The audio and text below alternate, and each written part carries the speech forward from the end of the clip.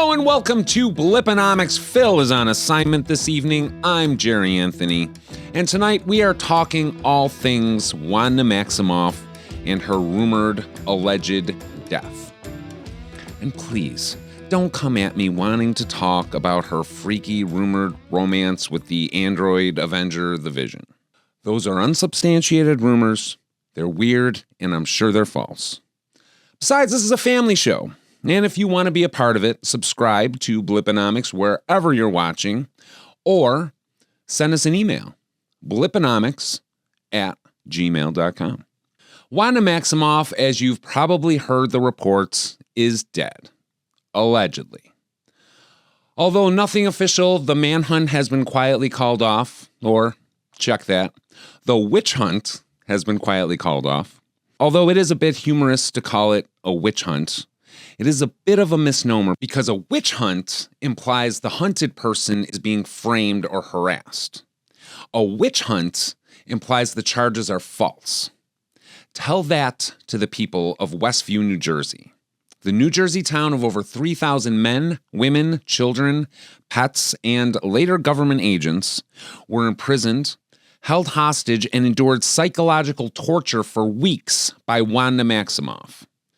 To Westview, it is not a witch hunt. But now, the famous hashtag Justice for Westview is going to be changed to No Justice for Westview. Escaping consequences yet again. How convenient for Miss Maximoff. But not at all surprising, because her whole story, or obituary, allegedly, her whole story at this point should be titled Escaping Justice, the Wanda Maximoff story. Now, Wanda supporters will say, don't judge her too harshly. She was an orphan. Her brother got killed. But unlike most orphans, when she came of age, she and her brother joined a little anti-freedom terrorist organization called Hydra. You might have heard of them. Where she participated and volunteered in human experiments. And when her little Hydra terrorist cell was broken up by the Avengers, she escaped justice this time by joining Ultron. And then she helped Ultron steal billions of dollars worth of vibranium to cause an extinction event on Earth. Thankfully, they failed. We're still here. And she only ended up destroying her own city, Sokovia. Only. So Wanda Maximoff, to escape justice yet again, she joined the Avengers because, if you can't beat them, join them, right? And they promised to watch over her and keep her out of prison. Also, turns out she was a great asset to the team when she wasn't being a terrorist.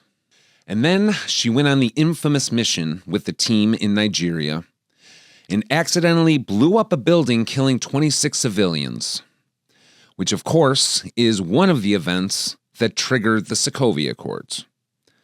And Wanda Maximoff, to escape justice yet again. Are you sensing the theme here? Wanda was told if she just signed and followed the rules of the Sokovia Accords and registered, she would be allowed to escape justice yet again. But no, she didn't sign, and she went on the run for 3 years with her fellow fugitive Avengers. That is until she and Vision were attacked by Thanos. She was then, of course, blipped, and after she came back from the blip, she fought Thanos right away. And reports are she fought bravely and, in fact, almost killed Thanos.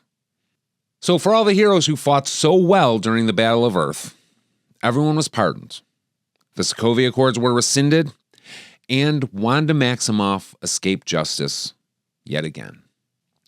And finally, as you all probably know, the final chapter for arguably the worst Avenger, Wanda Maximoff, ends in Westview.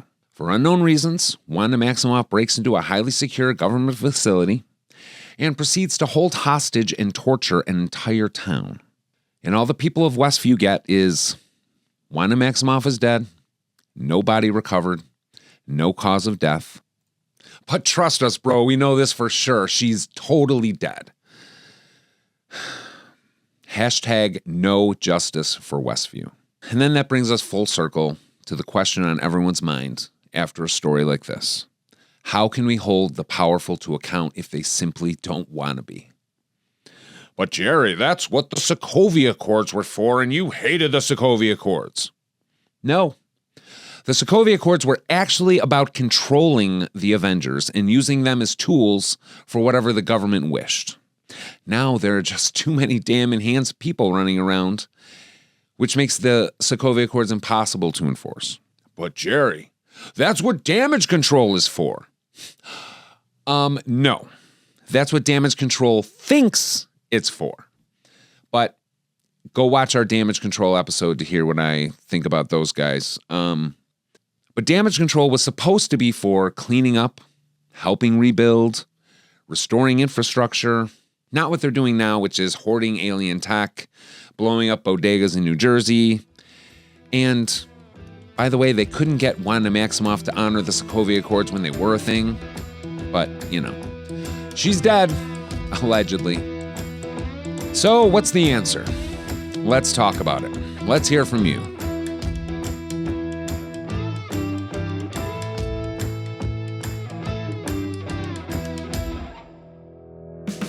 Welcome back to Bliponomics. We have some listener emails to read for you. Thank you again to everyone who sent an email. I really appreciate it.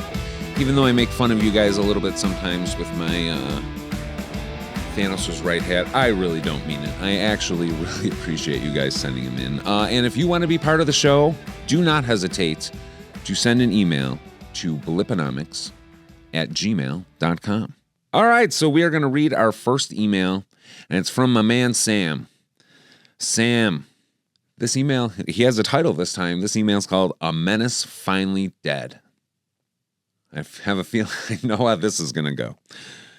Good riddance to that witch Wanda Maximoff. I don't care what the media tries to tell us. The Avengers let a fox into the henhouse. Anyone with half a brain knows this so-called hero was a terrorist who almost destroyed the world. We're supposed to forget that she helped unleash Ultron, which almost wiped out humanity? Then she turns a whole town into her personal playground, and now we're supposed to feel sorry for her? We're supposed to kiss her ass just because she fought good and now she's dead? I just hope she's really dead. The world's a better place without her. It's about time someone stood up and said it like it is. Wanda was pure evil, and now that she's gone, maybe we can all sleep a little better at night. Well, Sam, your feelings are shared by a lot of people. Thank you for the email, as always. We have another email from Jessica. Jessica writes, Jerry, the term witch has been thrown around recklessly and ignorantly on this podcast. But let's be clear, Wanda Maximoff was no witch. True witches know the sacredness of the craft, the connection to the earth, and the power of rituals passed down through generations. Wanda was a chaos bringer, an anomaly. She had no coven, no rites of passage, no respect for the natural balance. She didn't work with the elements, didn't honor the phases of the moon, and certainly didn't seek wisdom from the spirits. She wielded power without understanding, and that's what led to her downfall. Wanda was a child playing with fire, and it consumed her. Call her what you will, but don't call her a witch. Jessica, yes, ma'am. I will not call her a witch. You convince me. Consider it done. Great email. No notes. I wouldn't dare. After everything we've seen, I'm not going to poo. You will not find this guy poo-pooing anything, especially witchcraft. Thank you, Jessica, for the email. It was great. One of our favorites writes again, Father Dinkle. Dear Jerry, I find it deeply disturbing that Wanda Maximoff was in a so-called relationship with an android. God, guys, are you really going here? Father? Vision was not a man, he was a machine, and it's unnatural to pretend otherwise. It's not a rumor, Jerry, it's a fact. Intelligentsia dug through public records and found they even bought a house together in Westview, planning to settle down as if they were a normal couple. How could anyone believe that was right? It's unsettling to say the least and raises serious questions about her mental state. How do we even categorize this? It's not a normal relationship by any stretch of the imagination. God teaches us that love is sacred, but this was something else entirely, an abomination. We should be questioning how someone with such warped ideas about love and life was ever allowed to hold so much power. Thank you for the email, Father. Thank you for sparing us the Bible verses. I didn't really want to get into this. Did Wanda Maximoff have a relationship with an android. I don't care. I'm not here to yuck anyone's yum. If she was into androids, I mean, who am I to judge? It's none of my business. Let's move on. We have a new email. I should say we have a new emailer. Steven. Steven writes, Jerry, Wanda Maximoff may be gone, but the damage she left behind in Westview is very much alive. Imagine living your life only to wake up one day and found you've been turned into a puppet in someone else's show. Trapped, tortured, and robbed of your free will. The trauma these people endured is unimaginable, and someone needs to pay for that. As an attorney with years of experience, I am appalled at the lack of action to compensate the victims of her cruel fantasy. Wanda Maximoff's actions constitute unlawful imprisonment, psychological torture, and a gross violation of civil rights. Absolutely. The residents of Westview were held against their will, forced to play roles in Wanda's twisted fantasy, and suffered immense trauma as a result. I'm already working on a class action lawsuit that can bring in millions for the residents of Westview. If you or someone you know was affected, reach out to me. Let's make sure Wanda Maximoff lets... Stephen, that was a very excellent plug for your law firm. Sneaky, but I respect it. But Stephen, who are you going to sue? I mean, if you can get some cash for the people of Westview, great, but the person who is actually responsible will skate. So, good luck with your case. Emily writes, Emily, another new emailer. Thank you for your email, Emily. Jerry, how dare you call Wanda Maximoff the worst Avenger? How quickly people forget the sacrifices that heroes like Wanda made for all of us. She gave everything, her family, her love, her very soul to protect this world. Yet she made mistakes, but who hasn't? She made some serious, she helped an AI steal vibranium to cause an extinction event, and she held an entire town hostage. I mean, those are not just mistakes, Emily. But Emily continues, Wanda's powers were a burden she never asked for, yet she fought to control them, even when it tore her apart inside. She was more than just an Avenger. She was a woman who lost everything and still kept fighting for a better world. Did she? The pain she felt, the love she carried for Vision, it all made her human, just like the rest of us. Wanda Maximoff was a hero in every sense of the word, and I will be forever grateful for what she did. She deserved better than the world gave her, and she will always be a true Avenger in my heart. Emily. Thanks, Emily. A lot of people feel the way you do, too. It's a very polarizing topic, Wanda Maximoff. A lot of people say she was a victim, that she redeemed herself, that she's earned forgiveness, that she's misunderstood. She may be those things, but she's also the other things too. A terrorist, a murderer, a kidnapper. And I don't think they even out, Emily. But thank you for your email. And thank everyone for your emails. I really appreciate it. We are going to wrap it up. Phil will be back next time where he will talk about the presumptive next president of the United States, President Thaddeus Ross.